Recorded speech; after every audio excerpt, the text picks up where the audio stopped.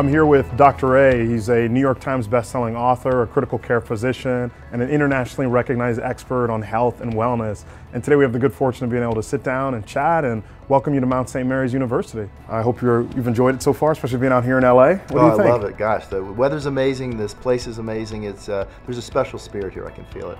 All right. Well, Dr. A, look, you are a critical care physician, a New York Times best-selling author. I'm hoping for those who are watching that may not be as familiar just yet, you could tell a little bit about your background, the work you do, and the vision, the bold vision, I should say, you have for impacting the world. Yeah, well, I started in critical care, as you mentioned, back in basically the 80s. Did that for 20 years and really enjoyed it at first.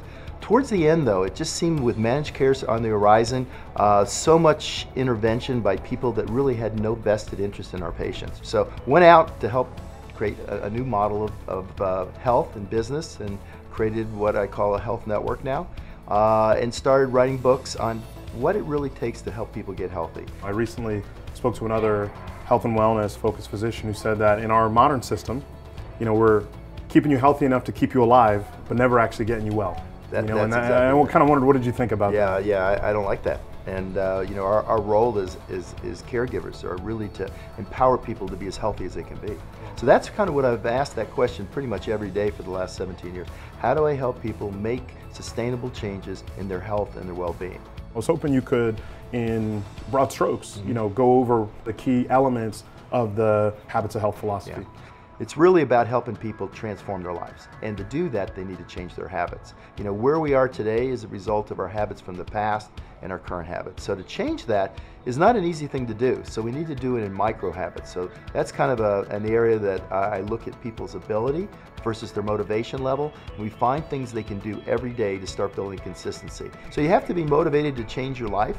But then day to day, you need to have the tools in place so that you can do it every day, so it becomes a habit, so you do it automatically. Yeah. I think the two of us can both agree that changing culture is not easy on any level. And here at the Mountain, we have launched an ambitious wellness initiative that's all centered around inspiring and empowering our community to live life at their best.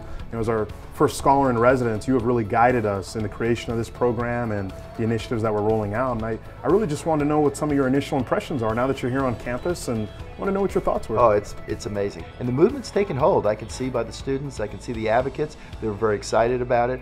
And what's neat as we go into the next phase, I believe that Mount St. Mary's University will become one of the leaders in not just academics, but actually taking it beyond there to success. And success defined in life is much more than just how you do in your grades. They need the skill sets to adapt to a rapidly changing environment. And I think you guys are really getting that right.